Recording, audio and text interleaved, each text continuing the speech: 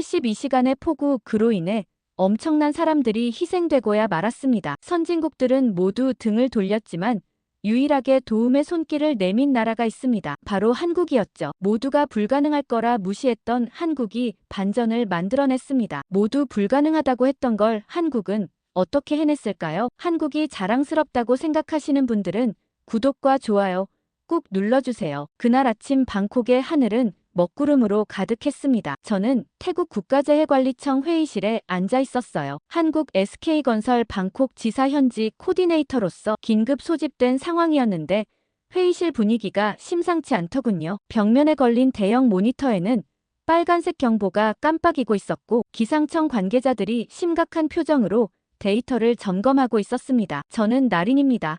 방콕에서 태어나 자란 토종 태국인이지만 대학을 한국에서 나온 덕분에 이런 국제 프로젝트에 참여하게 되었어요. 평소 같으면 이런 긴급 회의에 불려올 일이 없었는데 이번만은 달랐죠. 회의가 시작되자마자 재해관리청 국장 포른사크가 충격적인 발표를 했거든요. 기상청 예보에 따르면 향후 72시간 내에 기록적인 폭우가 쏟아질 것이라고 했습니다. 시간당 200mm가 넘는 강우량이 예상된다는 것이었어요. 이는 방콕 역사상 최대 강우량 기록을 경신할 수 있는 수준이었습니다. 더 심각한 건 기존 배수 시스템으로는 감당이 불가능하다는 점이었죠. 포른사크가 계속해서 구체적인 위험 상황들을 설명했어요. 차오프라야강 수위가 위험 수준에 달할 것이고 방콕 시내 80%가 침수될 가능성이 높다고 했습니다. 특히 저소득층이 밀집한 클롱토이 지역과 구시가지는 완전히 물에 잠길 수도 있다는 예측이었어요. 저는 그 순간 가슴이 철렁했습니다. 집에 있는 12살 동생 솜차이가 떠올랐거든요. 우리 집은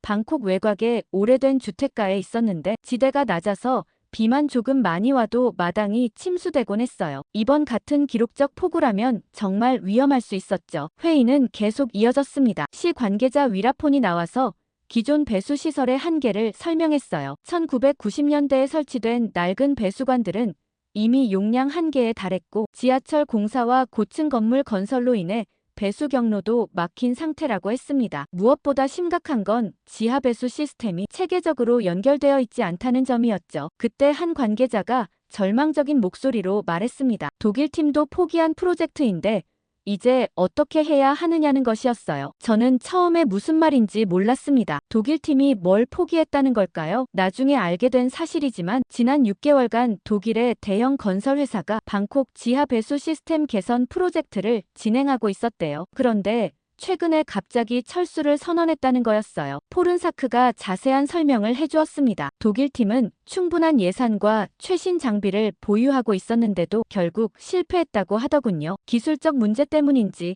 아니면 다른 이유가 있는지는 명확하지 않다고 했어요. 하지만 분명한 건 방콕시가 이제 완전히 고립된 상황이라는 것이었죠. 그 순간 제 휴대폰이 울렸습니다. 어머니로부터 온 문자였어요. 솜차이가 열이 나서 학교에 못 간다는 내용이었습니다. 평소 같으면 단순한 감기련이 했겠지만 지금은 상황이 달랐어요. 폭우가 시작되면 병원에 갈 수도 없을 텐데 말이죠. 회의가 끝날 무렵 위라폰이 충격적인 제안을 했습니다. 혹시 한국 쪽에서 도움을 받을 수 있을지 타진해보자는 것이었어요. 독일 기술로도 해결하지 못한 문제를 한국이 할 수 있을까라는 의구심이 회의실 전체에 퍼졌습니다. 어떤 관료는 대놓고 회의적인 반응을 보였어요. 독일 팀이 실패했는데 한국 팀이 성공할 가능성이 얼마나 되겠느냐고 중얼거렸죠. 저는 그 말을 듣고 약간 기분이 상했습니다. 한국에서 공부할 때 느꼈던 그 나라의 기술력과 추진력을 직접 경험했거든요. 하지만 솔직히 저도 확신은 없었어요. 독일 같은 선진국도 포기한 프로젝트라면 정말 어려운 일이 맞을 테니까요. 회의가 끝나고 집으로 돌아가는 길에 하늘에서 빗방울이 떨어지기 시작했습니다. 아직은 가벼운 소나기 정도였지만 며칠 후면 이 빗방울들이 재앙이 될 수도 있다는 생각에 등골이 오싹했어요. 집에 도착하자 솜차이가 소파에 누워 있었습니다. 열이 꽤 높아 보였는데 어머니는 걱정스러운 표정으로 간병하고 계셨어요. 저는 솜차이의 이마에 손을 대보면서 생각했습니다. 정말 폭우가 시작되면 우리 가족은 어떻게 될까요? 그날 밤 뉴스에서는 독일 팀 철수 소식이 대대적으로 보도되었어요. 방콕 시민들의 반응은 실망과 불안이 뒤섞여 있었습니다. 인터뷰에 나온 한 시민은 이제 정말 희망이 없는 건 아니냐며 한숨을 쉬었어요. 또 다른 시민은 독일도 못하는 일을 누가 할 수 있겠냐고 절망적인 목소리로 말했죠. 저는 침대에 누워서도 잠이 오지 않았습니다. 한국팀 제안이 받아들여질지, 그리고 정말로 한국이 이 문제를 해결할 수 있을지 계속 생각이 났거든요. 창밖으로는 여전히 빗소리가 들려오고 있었어요. 다음 날 아침 일찍 저는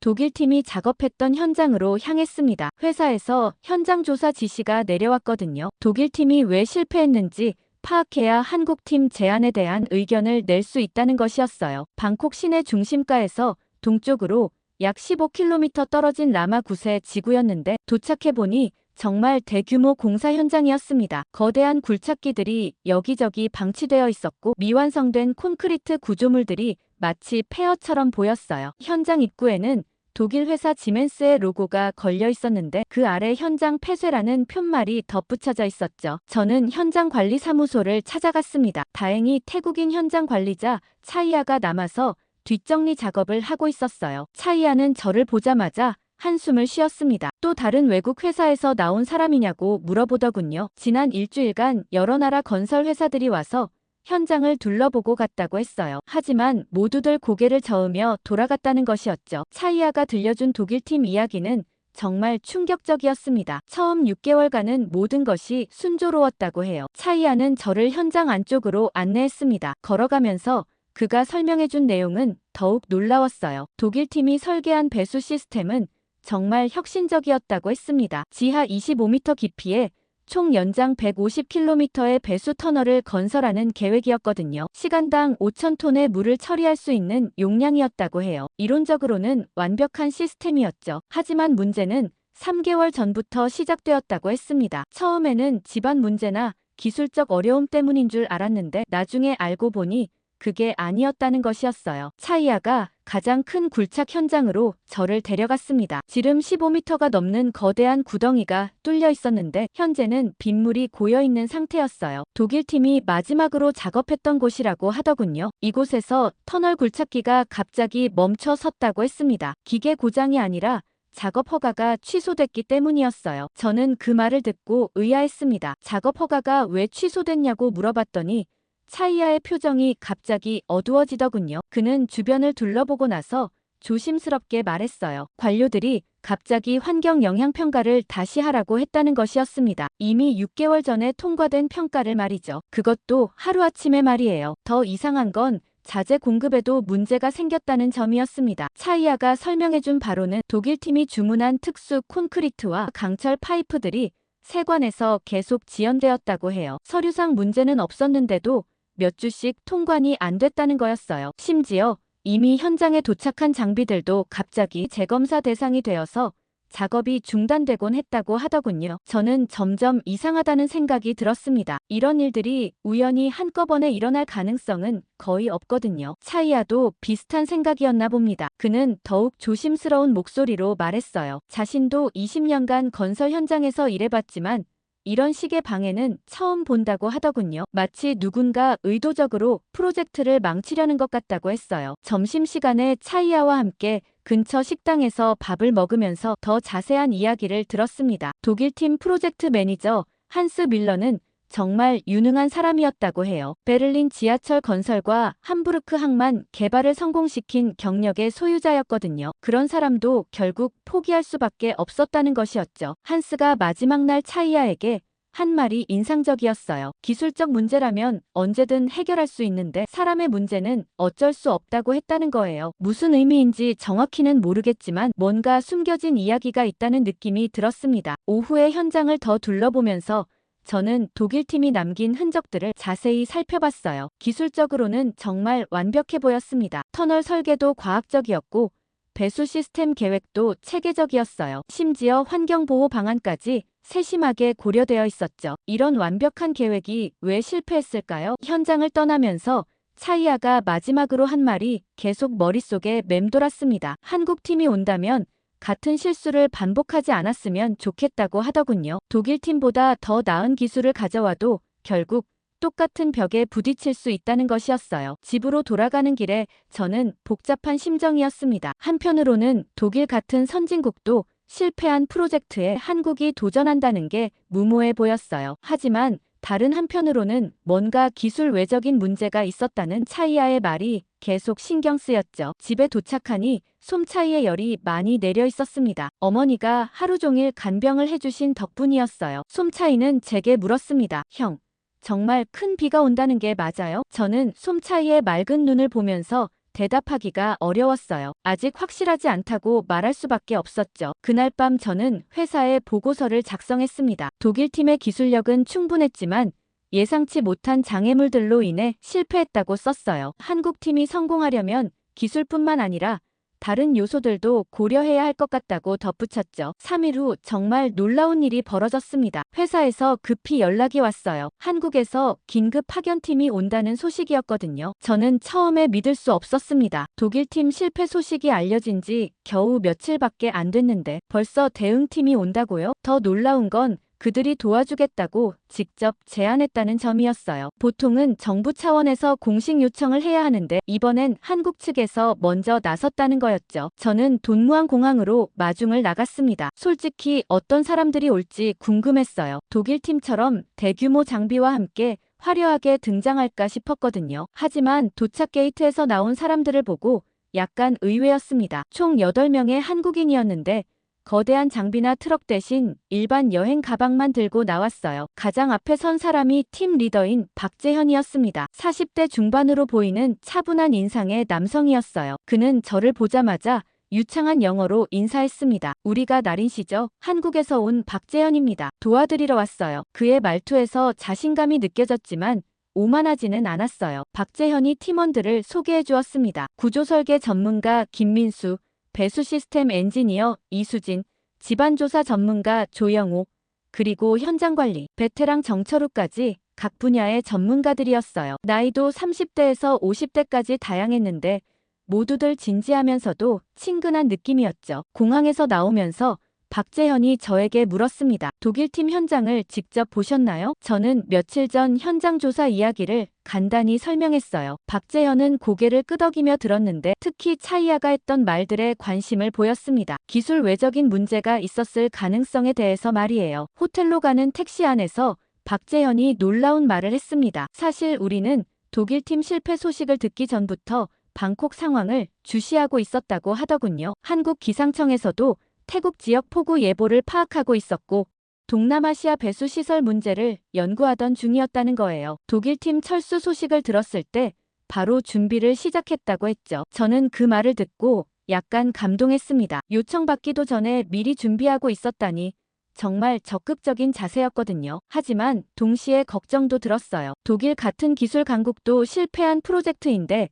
정말 가능할까 하는 의구심이 여전했죠. 호텔에 도착한 후 간단한 환영 만찬이 있었습니다. 태국 재해관리청에서 포른사크와 위라폰이 참석했어요. 분위기는 정중했지만 어딘지 어색했습니다. 포른사크가 조심스럽게 말했어요. 독일팀 실패 이후 시민들이 많이 실망하고 있다고, 혹시 또 실패하면 상황이 더 어려워질 수 있다고 하더군요. 박재현의 대답이 인상적이었습니다. 그는 단호하지만 겸손한 톤으로 말했어요. 우리는 성공을 보장할 수는 없지만 최선을 다하겠다고, 그리고 실패하더라도 그 원인을 명확히 밝혀내겠다고 했죠. 실패조차도 다음 팀에게 도움이 될 수 있다는 것이었어요. 저는 그 말을 듣고 박재현이라는 사람에 대해 좀 더 신뢰가 생겼습니다. 무작정 자신만만한 게 아니라 현실적으로 접근하고 있다는 느낌이었거든요. 다음 날 아침 일찍 한국팀과 함께 독일팀 현장을 방문했습니다. 박재현과 팀원들이 현장을 둘러보는 모습이 독일팀과는 사뭇 달랐어요. 화려한 장비나 측정기기 대신 직접 손으로 만져보고 눈으로 관찰하는 것에 집중했습니다. 김민수가 미완성된 터널 입구를 자세히 살펴보면서 말했어요. 구조적으로는 문제가 없어 보인다고, 설계도 합리적이라고 하더군요. 이수진도 배수 시스템 계획을 검토한 후 비슷한 의견을 내놓았어요. 기술적으로는 충분히 실현 가능한 프로젝트라는 것이었죠. 그렇다면 왜 실패했을까요? 조영호가 집안 샘플을 채취하면서 흥미로운 발견을 했습니다. 독일팀이 조사한 집안 데이터와 실제 지질 상태가 조금 다르다는 것이었어요. 큰 차이는 아니었지만 이런 미세한 차이들이 쌓이면 공사에 영향을 줄 수 있다고 했죠. 점심시간에 차이아와 다시 만나서 한국팀을 소개했습니다. 차이아는 처음에 또 다른 외국팀이냐며 시큰둥한 반응을 보였어요. 하지만 박재현이 태국어로 간단한 인사를 하자 표정이 밝아졌습니다. 한국 사람이 태국어를 할 줄 안다는 게 신기했나 봐요. 박재현이 차이아에게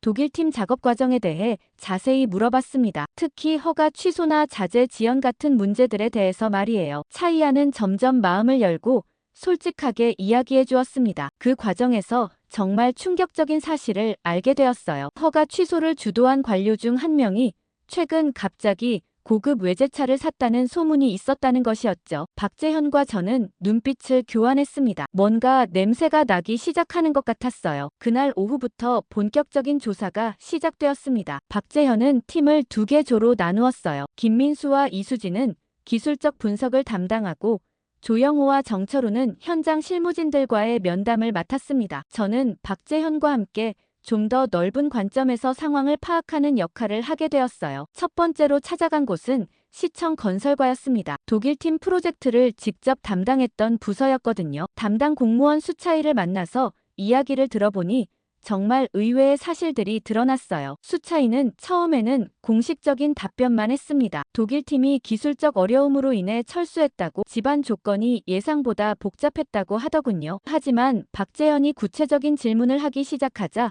수차이의 답변이 조금씩 흔들리기 시작했어요. 박재현이 물었습니다. 환경 영향평가 재실시 요구는 누구의 결정이었나요? 수차이는 잠시 머뭇거리더니 상급 부서의 지시였다고 대답했어요. 하지만 구체적으로 어느 부서인지, 언제 그런 지시가 내려왔는지는 명확하게 답하지 못했죠. 더 이상한 건 자재 통관 지연 문제였습니다. 수차이는 세관 업무는 자신들 소관이 아니라고 했는데, 그렇다면 왜 독일팀이 시청의 문제 해결을 요청했을까요? 분명히 시청에서도 어느 정도 영향력을 행사할 수 있는 일이었을 텐데 말이에요. 시청을 나오면서 박재현이 저에게 말했습니다. 뭔가 일관성이 없다고, 각 부서가 서로 책임을 미루고 있는 것 같다고 하더군요. 이런 상황은 보통 뭔가 숨기고 싶은 일이 있을 때 나타나는 패턴이라고 했어요. 다음으로 방문한 곳은 독일팀이 자재를 공급받던 현지 업체였습니다. 업체 사장 프라윗을 만나서 이야기를 들어보니 더욱 의심스러운 점들이 발견되었어요. 프라윗은 독일팀과의 계약이 갑자기 취소된 것에 대해 아직도 억울해하고 있었습니다. 계약서상으로는 아무 문제가 없었는데 어느 날 갑자기 품질 문제를 제기하며 납품을 거부당했다는 거예요. 하지만 정말 이상한 건 그 다음에 일어난 일이었습니다. 프라윗이 말하길 계약 취소 직후 다른 업체가 나타나서 같은 자재를 2배 가격에 납품하겠다고 제안했다는 것이었어요. 그것도 품질은 더 떨어지는 제품을 말이죠. 프라윗은 그때 뭔가 이상하다고 생각했지만 어쩔 수 없이 받아들였다고 하더군요. 저는 그 이야기를 듣고 소름이 돋았습니다. 누군가 의도적으로 독일팀의 발목을 잡으려 했다는 증거처럼 보였거든요. 그것도 경제적 이익을 취하면서 말이에요. 박재현도 비슷한 생각이었나 봅니다. 그는 프라윗에게 혹시 그 새로운 업체가 어디인지 아느냐고 물어봤어요. 프라윗은 잠시 망설이더니 조심스럽게 대답했습니다. 정확히는 모르겠지만 시청 관계자와 친분이 있는 업체인 것 같다고 하더군요. 저녁에 호텔로 돌아와서 박재현과 조사 결과를 정리해봤습니다. 점점 의심스러운 퍼즐 조각들이 맞춰지고 있었어요. 환경 영향평가 재실시, 자재 공급업체 강제 교체, 통관, 지연, 허가 취소까지 모든 일들이 우연히 일어났다고 보기에는 너무 체계적이었죠. 박재현이 저에게 물었습니다. 혹시 태국에서 이런 일들이 자주 일어나는지 말이에요. 저는 솔직하게 대답했습니다. 가끔 있는 일이긴 하지만 이 정도로 노골적인 경우는 드물다고요. 특히 국제적으로 주목받는 대형 프로젝트에서는 더욱 그렇다고 했어요. 그런데 정말 놀라운 일이 그날 밤에 벌어졌습니다. 프라윗에게서 급한 전화가 온 거예요. 오늘 오후 우리가 다녀간 후에 누군가 찾아와서 함부로 말하지 말라고 경고했다는 것이었어요. 구체적으로 누구인지는 밝히지 않았지만 관계 당국 사람이라고 했다는 거였죠. 박재현은 그 전화를 받고 표정이 굳어졌습니다. 이제 확실해졌다고, 누군가 우리 조사를 감시하고 있다고 하더군요. 하지만 동시에 이것은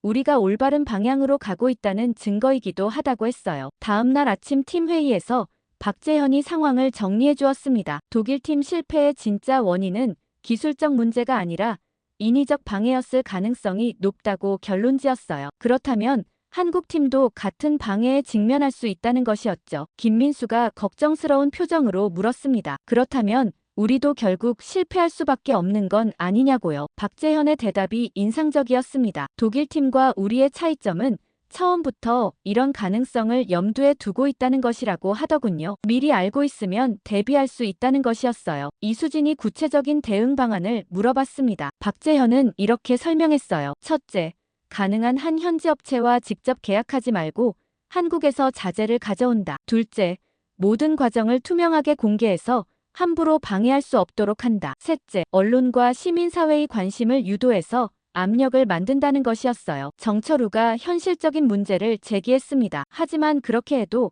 허가권자들이 마음먹고 방해하면 어떻게 하느냐는 것이었어요. 박재현은 잠시 생각하더니 이렇게 말했습니다. 그래서 우리에게는 나린 같은 현지 파트너가 필요한 거라고요. 내부 사정을 잘 알고 신뢰할 수 있는 사람이 있어야 한다는 것이었어요. 저는 그 말을 듣고 책임감이 무거워지는 걸 느꼈습니다. 하지만 동시에 뭔가 의미 있는 일에 참여하고 있다는 생각도 들었어요. 단순히 기술적 문제를 해결하는 게 아니라 부정부패와 싸우는 일이기도 했거든요. 회의가 끝난 후 조영호가 추가 조사 결과를 보고했습니다. 집안 조사를 더 자세히 해본 결과 독일팀 데이터에 의도적인 오류가 있었을 가능성을 발견했다는 것이었어요. 측정 지점이 실제보다 약간씩 어려운 곳으로 표기되어 있었다는 거였죠. 이것만으로도 공사 난이도와 비용이 크게 달라질 수 있었어요. 박재현이 말했습니다. 이제 전체 그림이 보이기 시작한다고요. 누군가 처음부터 독일팀을 실패시킬 계획을 가지고 있었던 것 같다고 하더군요. 다음 날 아침 박재현이 제안한 것은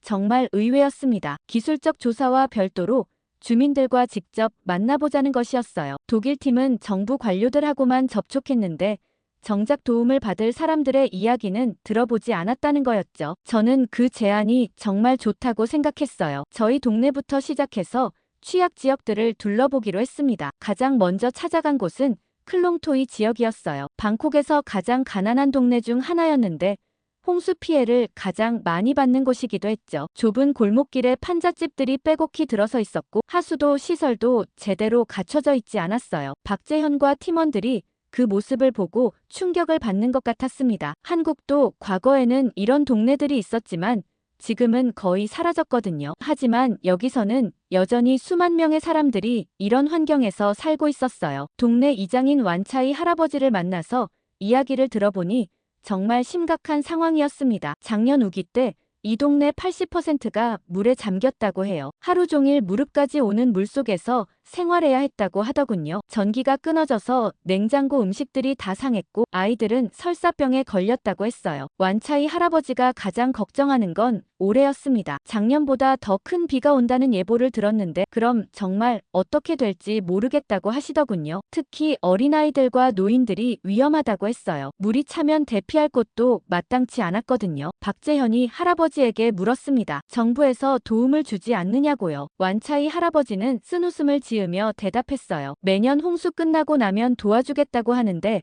정작 비가 오기 전에는 아무도 찾아오지 않는다고 하더군요. 이번에도 독일 사람들이 뭔가 한다고 했는데 갑자기 사라져버렸다고 했어요. 저는 그 말을 듣고 가슴이 아팠습니다. 이런 상황에서 한국 팀마저 실패한다면 이 사람들은 정말 절망할 거예요. 아니, 이미 충분히 절망하고 있는 것 같았어요. 다음으로 찾아간 곳은 제가 사는 동네였습니다. 중산층이 사는 지역이었지만 여기도 홍수 피해를 받는 건 마찬가지였어요. 이웃집 아줌마들과 이야기해보니 모두들 걱정이 태산이었습니다. 특히 김씨네 아줌마는 작년에 1층이 완전히 침수되어서 가전제품을 모두 바꿔야 했다고 하더군요. 올해는 미리 2층으로 짐을 옮겨놓았지만 근본적인 해결책이 아니라고 했어요. 박재현이 주민들에게 한국팀이 와서 배수시설 개선을 도와주려 한다고 설명했습니다. 처음에는 관심을 보이던 사람들도 독일팀 실패 이야기를 듣고는 고개를 저었어요. 한 아줌마는 이렇게 말했습니다. 독일도 못한 일을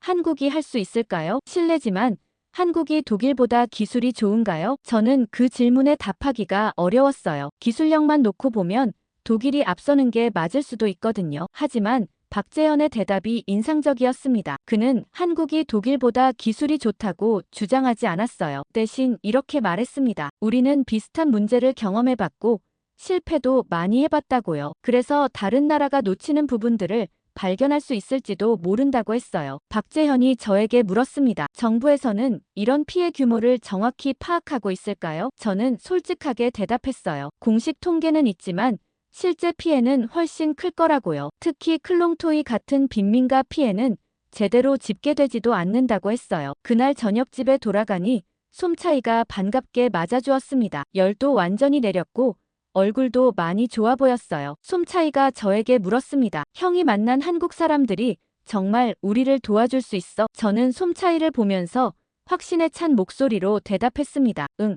분명히 도와줄 거야. 하지만 우리도 도와야 해. 일주일간의 주민 면담을 마치고 나서 박재현이 팀 회의를 소집했습니다. 호텔 회의실에서 지금까지 수집한 정보들을 종합 정리하는 시간이었어요. 화이트보드에는 복잡한 관계도가 그려져 있었는데 독일팀 프로젝트와 관련된 모든 인물들과 기관들이 연결되어 있었죠. 박재현이 보드를 가리키며 설명하기 시작했습니다. 독일팀 실패 과정을 시간순으로 정리해보니 명확한 패턴이 보인다고 하더군요. 처음 6개월간은 모든 게 순조로웠는데 특정 시점부터 갑자기 문제들이 연쇄적으로 터지기 시작했다는 것이었어요. 그 시점이 바로 프로젝트 중간 점검 때였다고 했습니다. 김민수가 궁금해했습니다. 중간 점검에서 뭔가 특별한 일이 있었냐고요. 박재현은 고개를 끄덕이며 대답했어요. 바로 그때 예산 집행 내역이 공개되었다고 하더군요. 독일팀이 얼마나 많은 돈을 쓰고 있는지, 어떤 업체들과 계약하고 있는지가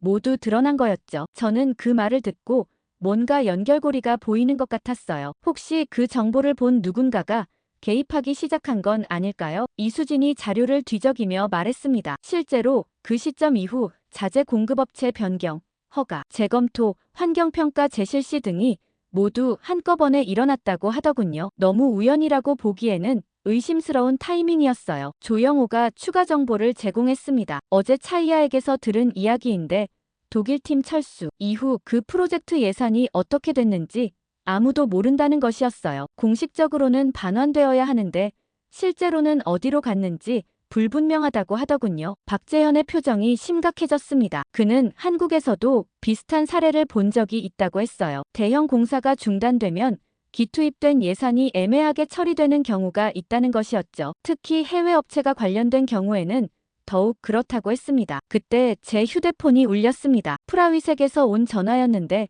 목소리가 떨리고 있었어요. 급히 만나자고 하면서 중요한 정보가 있다고 하더군요. 하지만 호텔에서는 안 되고 안전한 곳에서 만나자고 했어요. 저는 박재현과 함께 프라윗을 만나러 갔습니다. 장소는 방콕 외곽의 조용한 카페였어요. 프라윗은 우리를 보자마자 주변을 살피더니 조심스럽게 이야기를 시작했습니다. 어젯밤 누군가 자기 집 앞에서 기다리고 있었다는 것이었어요. 프라윗이 집에 들어가려는 순간 그 사람이 다가와서 경고했다고 하더군요. 함부로 말하지 말라고, 가족 생각해서라도 조용히 하라고 했다는 거였어요. 하지만 프라윗은 더 이상 참을 수 없다고 했습니다. 그리고는 정말 충격적인 이야기를 털어놓기 시작했어요. 독일팀 자재 공급 계약이 취소된 진짜 이유를 알고 있다는 것이었습니다. 프라윗의 설명에 따르면 시청의 한 고위 공무원이 직접 찾아와서 계약을 포기하라고 압력을 넣었다고 해요. 대신 다른 업체를 소개해주겠다면서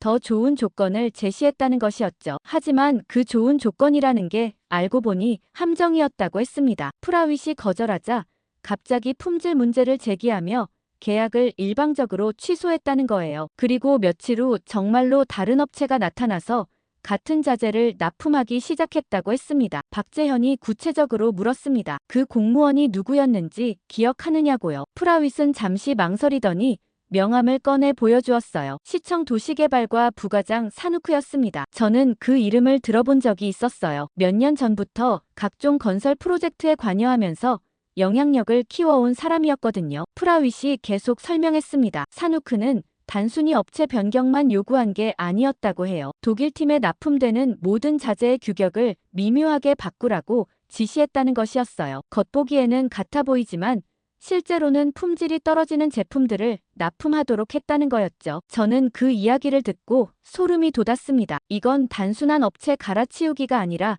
의도적인 공사 방해였거든요. 독일팀이 기술적 문제로 실패한 게 아니라 애초부터 실패하도록 조작당한 것이었어요. 박재현도 충격을 받은 모습이었습니다. 그는 프라윗에게 물었어요. 혹시 다른 증거가 있느냐고요. 프라윗은 스마트폰을 꺼내더니 녹음 파일을 보여주었습니다. 산우크와의 대화를 몰래 녹음해둔 것이었어요. 파일을 재생해보니 정말로 산우크의 목소리가 들렸습니다. 독일 놈들이 너무 잘 나가니까 혼내줘야 한다는 말과 함께 구체적인 방해, 지시사항들이 담겨 있었어요. 가장 충격적인 부분은 마지막이었습니다. 산우크가 이렇게 말하는 소리가 들렸거든요. 어차피 외국놈들 돈인데 우리가 좀 가져가면 어때? 그들은 모르고 우리는 돈 벌고 일석이조 아니야. 저는 그 녹음을 듣고 분노가 치밀어 올랐습니다. 클롱토이 주민들의 절망적인 얼굴들이 떠올랐거든요. 그들이 홍수 피해를 걱정하고 있는 동안 일부 공무원들은 사익을 챙기고 있었던 거였어요. 박재현이 프라윗에게 말했습니다. 이 증거를 공개할 의향이 있느냐고요. 프라윗은 두려워하는 기색을 보였지만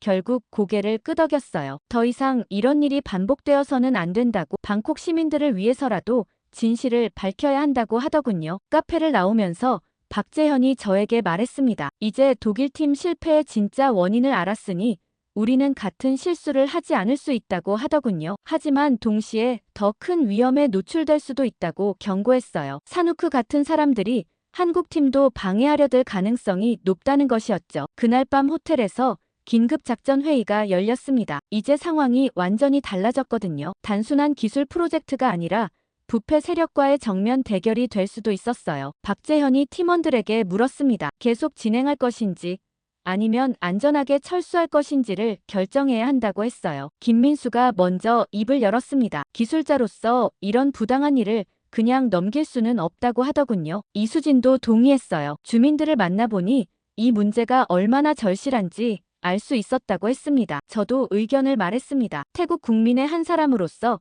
이런 부패를 더 이상 방치할 수 없다고, 한국팀과 함께 끝까지 싸우겠다고 했어요. 프라윗의 폭로 이후 상황이 급변하기 시작했습니다. 다음 날 아침 박재현이 태국 정부 고위층과 직접 면담을 요청했어요. 재해관리청 국장 포른사크뿐만 아니라 부총리까지 참석한 긴급 회의였습니다. 저는 통역을 위해 동석했는데 회의실 분위기가 매우 긴장되어 있었어요. 박재현이 조심스럽게 독일팀 실패의 진짜 원인에 대해 설명하기 시작했습니다. 처음에는 구체적인 증거를 제시하지 않고 일반적인 가능성에 대해서만 언급했어요. 해외 프로젝트에서 종종 발생하는 인위적 방해에 대한 이야기였죠. 포른사크가 즉시 반발했습니다. 그런 일은 태국에서 일어날 수 없다고, 모든 공무원들이 청렴하게 일하고 있다고 강조하더군요. 하지만 부총리 프라윗의 반응은 달랐어요. 그는 박재현에게 더 구체적인 내용이 있느냐고 물어봤습니다. 박재현이 프라윗 업체 사장의 증언과 녹음 파일 존재를 언급하자 회의실이 조용해졌어요. 부총리는 잠시 생각하더니 내부 조사를 실시하겠다고 선언했습니다. 하지만 동시에 한국팀의 안전도 보장할 수 없다고 솔직하게 말했어요. 만약 정말로 부패 세력이 있다면 그들이 한국팀도 방해할 가능성이 높다는 것이었죠. 회의가 끝난 후 포른사크가 저에게 따로 말했습니다. 정말 확실한 증거가 있느냐고, 혹시 오해가 아니냐고 물어보더군요. 저는 프라윗과 여러 현장 관계자들의 증언이 일치한다고 설명했어요. 포른사크의 표정이 점점 어두워지는 게 보였습니다. 그날 오후부터 정말 놀라운 일들이 연속으로 벌어졌습니다. 먼저 태국 언론에서 독일팀 실패 원인에 대한 의혹을 제기하는 기사가 나왔어요. 익명의 제보자가 부패 가능성을 언급했다는 내용이었는데 시민들의 반응이 폭발적이었습니다. 온라인 댓글들을 보니 분노의 목소리가 가득했어요. 독일팀을 방해한 놈들이 누구냐?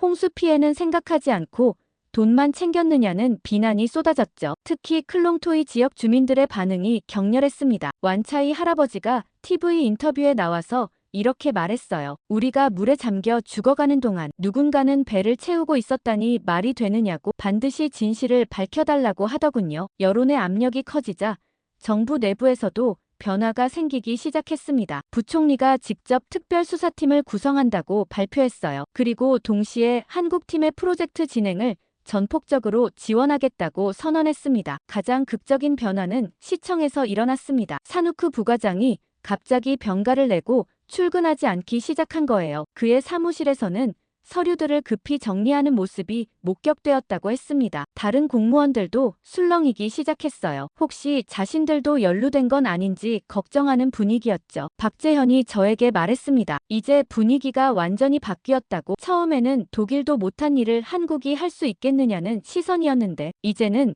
한국팀에 대한 기대와 응원이 커지고 있다고 하더군요. 실제로 거리에서 만나는 시민들의 반응이 달라졌어요. 며칠 전만 해도 회의적이었던 사람들이 이제는 한국팀을 응원한다고 말했습니다. 한 택시 기사는 이렇게 말했어요. 한국 사람들은 정직하다고 들었다. 부패한 놈들과 달리 정말로 우리를 도와줄 것 같다고 하더군요. 특히 젊은이들의 반응이 뜨거웠습니다. 대학생들이 온라인에서 한국팀 응원 캠페인을 시작했어요. 해시태그 한국팀 화이팅이 SNS에서 인기를 끌기 시작했죠. 어떤 학생은 한국어로 감사합니다라고 쓴 플래카드를 들고 거리에 나왔어요. 가장 감동적이었던 건 클롱토이 지역 주민들의 반응이었습니다. 완차이 할아버지가 직접 박재현을 찾아와서 이렇게 말했어요. 독일 사람들은 한 번도 우리 동네에 와보지 않았는데 한국 사람들은 직접 와서 우리 이야기를 들어줬다고. 그것만으로도 고맙다고 하더군요. 하지만 모든 반응이 긍정적인 건 아니었습니다. 일부 기득권층에서는 여전히 회의적인 시각을 보였어요. 한 건설업계 관계자는 언론 인터뷰에서 이렇게 말했습니다. 독일 기술도 실패했는데 한국이 성공할 가능성은 낮다고. 너무 성급하게 기대를 걸면 실망만 클 것이라고 하더군요. 또 다른 우려의 목소리도 있었어요. 혹시 한국팀도 완료 후에 철수하면서 사후 관리를 제대로 하지 않을 수 있다는 것이었죠. 외국 업체들이 보통 그런 식으로 한다는 것이었어요. 박재현은 이런 우려들을 진지하게 받아들였습니다. 그는 기자회견을 열어서 한국팀의 입장을 명확히 밝혔어요. 단순히 기술 지원으로 끝나는 게 아니라 장기적인 파트너십을 구축하고 싶다고 말했습니다. 프로젝트 완료 후에도 최소 5년간은 사후 관리를 책임지겠다고 약속했어요. 그날 밤 뉴스에서는 산후크 부과장의 비리 의혹이 본격적으로 보도되었습니다. 특별수사팀이 그의 집과 사무실을 압수수색했다는 소식이었어요. 압수품 중에는 독일 업체와 관련된 서류들과 상당한 현금이 포함되어 있었다고 했습니다. 시민들의 분노는 더욱 커졌지만 동시에 한국팀에 대한 기대감도 함께 높아졌어요. 온라인 여론조사에서는 90% 이상이 한국팀 프로젝트를 지지한다고 나왔습니다. 며칠 전 반신반의했던 여론이 완전히 뒤바뀐 것이었죠. 산후크 부과장의 비리 수사가 본격화되면서 예상치 못한 역풍이 불어오기 시작했습니다. 수사 3일째 되는 날 아침, 박재현에게 시청에서 긴급 연락이 왔어요. 한국팀의 프로젝트 허가 절차를 재검토해야 한다는 통보였습니다. 저는 그 소식을 듣고 가슴이 철렁했어요. 독일팀과 똑같은 패턴이 시작되는 건 아닐까요? 박재현과 함께 시청으로 향했는데 분위기가 사뭇 달랐습니다. 며칠 전까지만 해도 협조적이었던 공무원들이 갑자기 딱딱해진 거예요. 안내 데스크에서부터 서류 확인을 까다롭게 했고 엘리베이터에서도 어색한 침묵이 흘렀습니다. 도시개발과 과장 위차이가 우리를 맞았는데 그의 표정이 어두웠어요. 위차이는 산후크 부과장의 직속 상관이었거든요. 그는 조심스럽게 말을 꺼냈습니다. 최근 내부 감사로 인해 모든 해외 프로젝트를 재점검하게 되었다고. 한국팀도 예외일 수 없다고 하더군요. 박재현이 구체적으로 어떤 부분을 재점검하는지 물어봤습니다. 위차이는 서류 뭉치를 꺼내더니 설명하기 시작했어요. 환경 영향평가 재실시, 기술 안전성 재검토, 예산 집행 계획 재승인이 필요하다는 것이었습니다. 모두 독일팀이 당했던 것과 동일한 항목들이었어요. 저는 위차이에게 직접적으로 물어봤습니다. 이런 재검토가 정말 필요한 절차인지 아니면 다른 이유가 있는 건지 말이에요. 위차이는 잠시 망설이더니 솔직하게 털어놓기 시작했습니다. 산후크 사건 이후 내부 압력이 심해졌다는 것이었어요. 혹시 또 문제가 생기면 자신들도 연루될 수 있다는 두려움 때문에 모든 걸 까다롭게 처리하고 있다고 했습니다. 그런데 정말 놀라운 건 그 다음에 일어난 일이었어요. 갑자기 회의실 문이 열리면서 낯선 남자 2명이 들어왔습니다. 정장을 입고 있었는데 공무원 같지는 않았어요. 한 명은 선글라스까지 끼고 있었거든요. 그들은 자신을 특별수사팀이라고 소개했습니다. 하지만 뭔가 이상했어요. 공식적인 신분증도 제시하지 않았고 말투도 위협적이었거든요. 선글라스 낀 남자가 박재현에게 말했습니다. 한국팀이 너무 성급하게 진행하고 있는 것 같다고 좀 더 신중하게 접근해야 한다고 하더군요. 그리고는 의미심장한 말을 덧붙였어요. 산후크 같은 불상사가 또 일어나지 않으려면 조용히 하는 게 좋을 거라고 했습니다. 박재현의 반응이 단호했습니다. 그는 차분하지만 강한 목소리로 대답했어요. 우리는 합법적인 절차를 통해 진행하고 있으며 어떤 위협도 받아들일 수 없다고 했습니다. 그리고는 이 대화 내용을 모두 녹음하고 있다고 덧붙였죠. 선글라스 남자의 얼굴이 순간 굳어졌습니다. 하지만 곧 웃음을 지으며 위협이 아니라 충고라고 말했어요. 그리고는 동료와 함께 회의실을 나갔습니다. 위차이가 그들이 나간 후 한숨을 쉬었어요. 저런 사람들이 누구인지 자신도 모르겠다고 최근 들어 이상한 일들이 너무 많이 일어나고 있다고 하더군요. 그는 박재현에게 조심하라고 당부했습니다. 시청을 나오면서 박재현이 저에게 말했습니다. 예상했던 일이라고 부패 세력들이 반격을 시작한 것 같다고 하더군요. 하지만 이번에는 독일팀과 달리 미리 준비하고 있었기 때문에 대응할 수 있다고 했어요. 오후에 호텔로 돌아가니 더 충격적인 소식이 기다리고 있었습니다. 프라위색에서 급한 전화가 온 거예요. 어젯밤 자신의 회사에 도둑이 들었다는 것이었습니다. 하지만 돈이나 장비는 건드리지 않고 서류들만 뒤진 흔적이 있었다고 해요. 특히 독일팀과 관련된 계약서와 산후크와의 통화 녹음이 저장된 컴퓨터가 사라졌다고 했습니다. 프라윗은 무서워하고 있었어요. 가족들까지 위험에 처할 수 있다고 걱정하고 있었거든요. 박재현은 즉시 프라윗과 그 가족을 안전한 곳으로 피신시키기로 결정했습니다. 저도 그 일에 도움을 주기로 했어요. 하지만 정말 놀라운 건 그날 저녁에 일어난 일이었습니다. 제가 집에 돌아가려고 호텔 로비에서 나오는데 갑자기 누군가 제 팔을 잡았어요. 뒤를 돌아보니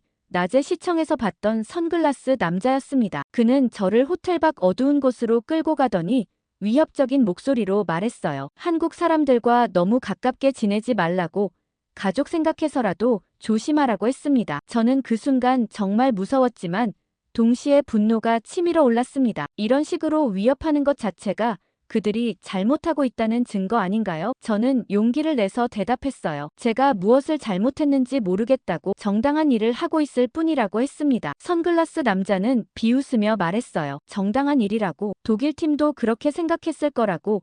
결국 어떻게 됐는지 보지 않았느냐고 하더군요. 그리고는 마지막으로 이런 말을 남겼습니다. 며칠 안에 한국팀도 포기하게 될 거라고, 그때까지 얌전히 있으라고 했어요. 집에 도착해서 저는 바로 박재현에게 전화했습니다. 상황을 설명하자 그는 즉시 호텔로 오라고 했어요. 제 안전이 걱정된다는 것이었죠. 호텔에서 긴급팀 회의가 열렸습니다. 이제 상황이 심각해졌다는 게 모든 사람의 공통된 생각이었어요. 단순한 행정 절차 지연을 넘어서 직접적인 위협까지 가해지고 있었거든요. 김민수가 걱정스럽게 말했습니다. 이런 상황에서 과연 프로젝트를 계속 진행할 수 있을지 의문이라고 했어요. 하지만 이수진의 생각은 달랐습니다. 오히려 이런 반응이 나온다는 것은 우리가 그들의 급소를 건드렸다는 증거라고 하더군요. 포기하면 그들의 뜻대로 되는 것이라고 했어요. 박재현이 최종 결정을 내렸습니다. 계속 진행하되 안전 대책을 강화하자는 것이었어요. 그리고 모든 과정을 투명하게 공개해서 그들이 함부로 방해하지 못하도록 하자고 했습니다. 가장 중요한 건 언론과 시민사회의 관심을 더욱 끌어모으는 것이었어요. 부패 세력들이 가장 싫어하는 게 바로 관심과 감시였거든요. 위협에도 불구하고 박재현은 다음 날부터 본격적인 기술 작업에 착수했습니다. 첫 번째 단계는 정확한 집안 조사였어요. 독일팀의 데이터가 조작되었을 가능성이 있었기 때문에 처음부터 다시 시작해야 했거든요. 조영호가 이끄는 집안 조사팀이 방콕 시내 20개 지점에서 샘플을 채취하기 시작했습니다. 저는 조영호와 함께 첫 번째 조사 지점에 갔어요. 클롱토이 지역 근처였는데 도착해보니 완차이 할아버지를 비롯한 주민들이 몰려와 있었습니다. 처음에는 무슨 일인가 싶었는데 알고 보니 한국팀을 응원하러 온 거였어요. 할아버지가 저에게 말했습니다. 한국 사람들이 정말로 우리를 도와주려 한다니 고맙다고, 뭔가 도울 일은 없느냐고 하더군요. 조영호가 주민들에게 설명했어요. 집안 조사가 얼마나 중요한지, 이것을 토대로 배수 시설을 설계한다고 했습니다. 주민들이 신기한 듯 지켜보는 가운데 조사가 시작되었어요. 하지만 첫 번째 조사에서부터 문제가 발생했습니다. 굴착기로 땅을 파기 시작하자 예상보다 훨씬 깊은 곳에서 지하수가 솟구쳐 나온 거예요. 독일팀 자료에는 5m 깊이에서 지하수층이 나온다고 되어 있었는데 실제로는 3m에서 나왔어요. 조영호가 당황하는 기색을 보였습니다. 이 정도 차이면 설계 자체를 다시 해야 한다고 하더군요. 더 큰 문제는 지하수의 성질이었어요. 샘플을 채취해서 간이 분석을 해보니 산성도가 예상보다 높았습니다. 이런 지하수는 콘크리트를 부식시킬 수 있어서 특수 처리가 필요했어요. 김민수가 현장에 와서 상황을 파악한 후 심각한 표정을 지었습니다. 독일팀 데이터와 실제 상황이 이렇게 다르다면 애초 설계 자체가 잘못된 것이라고 했어요. 특히 배수관의 깊이와 재질을 완전히 다르게 가져가야 한다고 하더군요. 두 번째 조사 지점에서는 또 다른 문제가 발견되었습니다. 방콕 중심가의 한 지점이었는데 여기서는 지하 3m 깊이에서 오래된 건물의 기초가 나온 거예요. 지도상으로는 표시되지 않은 구조물이었습니다. 이수진이 그 구조물을 자세히 살펴보더니 말했어요. 1960년대에 건설된 건물의 잔해인 것 같다고. 이걸 피해서 배수관을 설치해야 한다고 하더군요. 하지만 그렇게 되면 원래 계획보다 훨씬 복잡한 경로로 가야 했어요. 세 번째 조사 지점에서는 정말 예상치 못한 발견이 있었습니다. 차오프라야강 근처였는데 지하 4m에서 고대 운하의 흔적이 나온 거예요. 수백 년 전에 메워진 운하였는데 그 부분의 지반이 다른 곳보다 무른 상태였습니다. 조영호가 설명했어요. 이런 지역에는 일반적인 방법으로 배수관을 설치할 수 없다고, 특수한 지반 강화 작업이 필요하다고 하더군요. 하지만 그러면 공사 기간이 훨씬 길어질 수밖에 없었어요. 일주일간의 조사 결과를 종합해보니 상황이 예상보다 훨씬 복잡했습니다. 방콕의 지하는 마치 퍼즐처럼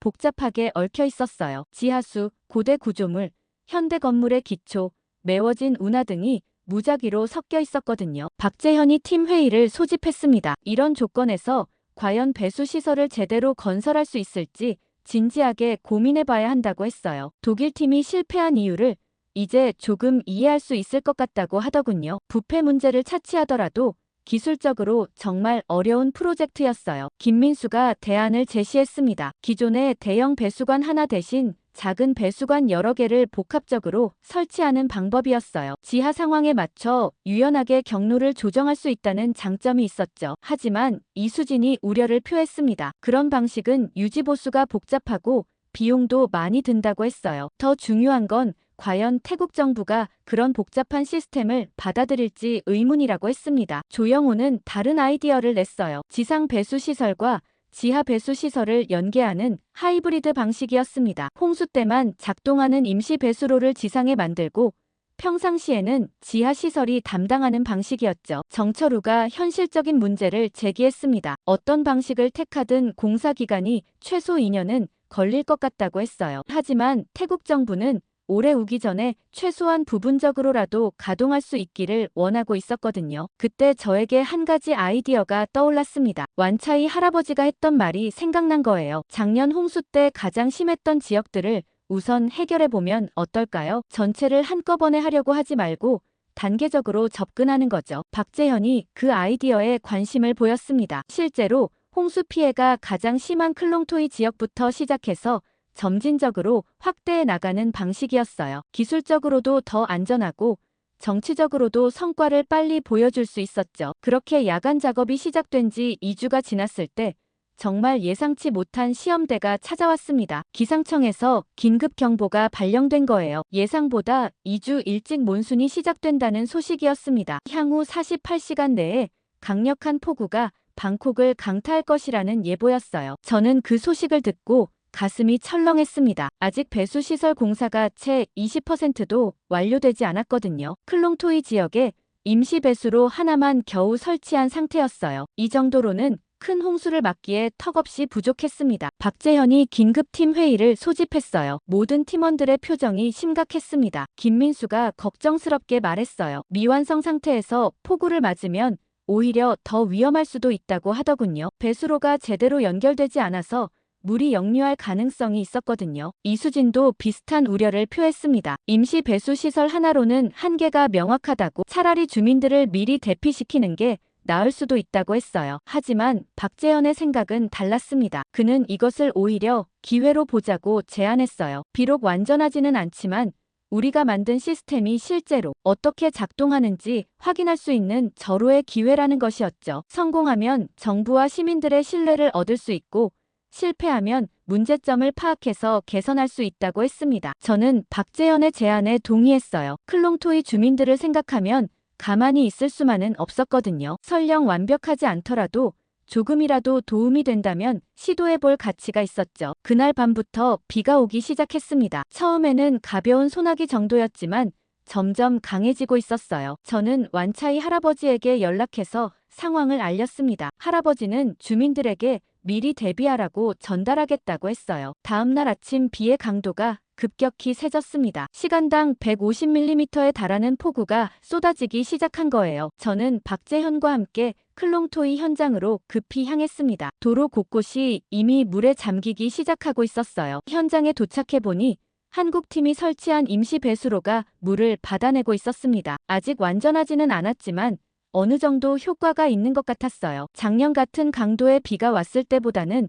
확실히 물이 덜 찼거든요. 완차이 할아버지가 우비를 입고 나와서 저희를 맞았습니다. 할아버지의 얼굴에는 놀라움과 감사가 섞여 있었어요. 작년 이맘때면 벌써 무릎까지 물이 찼는데 올해는 발목 정도밖에 안 찬다고 하더군요. 하지만 진짜 시험은 그 다음에 시작되었습니다. 오후 2시경부터 정말 기록적인 폭우가 쏟아지기 시작한 거예요. 천둥 번개와 함께 마치 하늘이 무너지는 것 같은 비였습니다. 저는 그런 비를 평생 처음 봤어요. 임시 배수로의 한계가 드러나기 시작했습니다. 물의 양이 처리 능력을 넘어서자 배수구 주변에 물이 고이기 시작했어요. 하지만 그래도 작년보다는 훨씬 나았습니다. 주민들이 1층에서 대피할 필요 없이 버틸 수 있을 정도였거든요. 그런데 정말 예상치 못한 문제가 발생했습니다. 오후 4시경 갑자기 배수로에서 이상한 소리가 나기 시작한 거예요. 쿵쿵거리는 소리와 함께 진동이 느껴졌습니다. 조영호가 급히 현장을 점검해보니 지하수 압력 때문에 배수관이 흔들리고 있었어요. 이 상태가 계속되면 배수관이 파손될 위험이 있었습니다. 박재현이 즉시 응급 조치를 지시했어요. 배수량을 일시적으로 줄여서 압력을 낮추는 것이었습니다. 하지만 그렇게 되면 배수 효과가 떨어질 수밖에 없었죠. 정말 딜레마였어요. 배수 효과를 높이면 시설이 파손될 위험이 있고 시설을 보호하면 홍수 방지 효과가 줄어들었거든요. 그때 저에게 한 가지 아이디어가 떠올랐습니다. 주민들과 함께 임시 배수로를 만들어 보는 거였어요. 한국팀의 배수시설과 연결해서 물을 분산시키는 방법이었죠. 완차이 할아버지에게 제안해보니 흔쾌히 동의해 주었습니다. 주민들 30여 명이 비를 맞으면서도 자발적으로 참여했어요. 모래주머니로 임시 둑을 쌓고 방수포로 물길을 만들어서 한국팀 배수로로 연결했습니다. 처음에는 서툴렀지만 점점 요령을 터득해가면서 효과가 나타나기 시작했어요. 물의 흐름이 분산되면서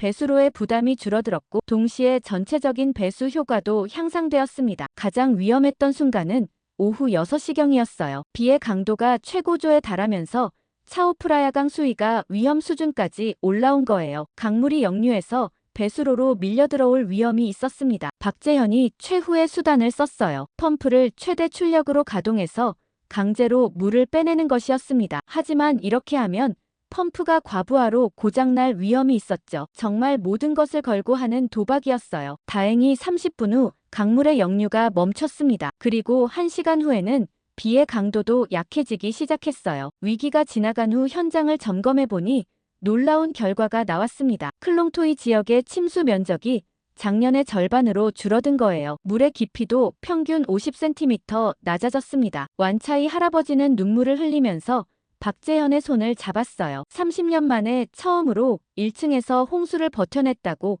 정말 기적 같은 일이라고 하더군요. 다른 주민들도 마찬가지였습니다. 한국팀을 둘러싸고 감사 인사를 연발했어요. 그날 밤 뉴스에서는 클롱토이 지역의 홍수 피해 감소 소식이 대대적으로 보도되었습니다. 기자들이 현장에 와서 주민들을 인터뷰했는데 모두들 한국팀에 대한 찬사를 아끼지 않았어요. 특히 독일팀과 비교하는 내용이 많았습니다. 독일팀은 6개월 동안 있으면서도 실질적인 도움을 주지 못했는데 한국팀은 2주 만에 실제 효과를 보여줬다는 것이었죠. 클롱토이 지역 홍수 방지 성공 소식이 전국에 퍼지면서 예상치 못한 연쇄 반응이 일어났습니다. 다음 날 아침 박재현에게 부총리 사무실에서 직접 연락이 온 거예요. 긴급 면담을 요청한다는 내용이었습니다. 저는 박재현과 함께 정부 청사로 향했는데 분위기가 며칠 전과는 완전히 달랐어요. 경비원들부터 시작해서 모든 공무원들이 한국팀을 알아보고 인사했습니다. 부총리 집무실에 들어가자 정말 놀라운 광경이 펼쳐졌어요. 부총리뿐만 아니라 검찰총장, 경찰청장, 그리고 반부패위원회 위원장까지 참석해 있었습니다. 이들은 모두 산후크 사건 수사와 관련된 핵심 인물들이었어요. 부총리가 먼저 입을 열었습니다. 한국팀의 성과에 감사를 표하면서 동시에 부패 척결에 대한 강한 의지를 표명했어요. 더 이상 이런 일이 반복되어서는 안 된다고 철저히 조사해서 관련자들을 모두 처벌하겠다고 선언했습니다. 검찰총장이 구체적인 수사 진행 상황을 보고했어요. 산후크 부과장에 대한 조사에서 충격적인 사실들이 드러났다는 것이었습니다. 그의 계좌에서 독일 업체로부터 받은 것으로 추정되는 거액의 돈이 발견되었다고 해요. 또한 다른 공무원 3명도 연루되었을 가능성이 높다고 했습니다. 더 놀라운 건 산후크가 단순히 돈을 받은 게 아니라 체계적으로 프로젝트를 방해했다는 증거가 나왔다는 점이었어요. 그는 의도적으로 잘못된 집안 데이터를 제공하고 자재 공급을 방해하고 허가를 지연시켰다고 했습니다. 독일 팀을 실패시켜서 다른 업체에게 프로젝트를 넘겨주려는 계획이었던 거죠. 반부패위원회 위원장이 추가 정보를 제공했습니다. 산후크와 연결된 건설업체들을 조사해보니 대부분 정치인들과 관련이 있었다고 해요. 이들은 해외 업체들이 실패하면 자신들이 프로젝트를 따내서 부당 이익을 챙기려 했던 것이었습니다. 박재현이 조심스럽게 물었습니다. 그렇다면 한국팀도 같은 위험에 노출되어 있는 건 아니냐고요. 경찰청장이 대답했어요. 이미 한국팀 보호를 위한 특별 경호팀을 구성했다고 24시간 안전을 보장하겠다고 했습니다. 부총리가 가장 중요한 발표를 했습니다. 정부 차원에서 시스템 개혁을 단행하겠다는 것이었어요. 해외 프로젝트 관리 체계를 완전히 바꿔서 투명성을 확보하고 부패 가능성을 원천 차단하겠다고 선언했습니다. 정부 청사를 나오면서 박재현이 저에게 말했습니다. 이제 정말 상황이 바뀔 것 같다고. 부패 세력들이 더 이상 활개를 칠 수 없을 거라고 하더군요. 하지만 동시에 우리의 책임도 더 무거워졌다고 했어요. 이제는 실패할 수 없는 상황이 되었다는 것이었죠. 그날 오후 정말 극적인 사건이 벌어졌습니다. 산후크 부과장이 검찰에 자진 출두한 거예요. 그는 기자들 앞에서 모든 죄를 인정하고 사과했습니다. 독일팀을 의도적으로 방해했고 거액의 뇌물을 받았다고 고백했어요. 가장 충격적인 건 그의 마지막 말이었습니다. 자신의 행동으로 인해 방콕 시민들이 홍수 피해를 당했다는 사실을 깊이 후회한다고 한국팀에게 감사하다고 말한 거예요. 시민들의 반응이 폭발적이었습니다. 온라인에는 분노와 안도가 뒤섞인 댓글들이 쏟아졌어요. 분노는 부패 공무원들에게, 안도는 진실이 밝혀진 것에 대해서였죠. 특히 한국팀에 대한 감사 메시지가 넘쳐났습니다. 어떤 시민은 한국이 우리나라 부패까지 해결해줬다고 감격했어요. 또 다른 시민은 이제야 정말 믿을 만한 파트너를 만났다고 댓글을 달았습니다. 클롱토이 지역에서는 주민들이 자발적으로 감사 집회를 열었어요. 완차이 할아버지가 대표로 나와서 연설했는데 정말 감동적이었습니다. 그는 한국팀이 홍수뿐만 아니라 부패까지 해결해줬다고, 이제야 진짜 희망이 보인다고 말했어요. 그리고 앞으로도 한국팀과 함께 더 나은 마을을 만들어가고 싶다고 했습니다.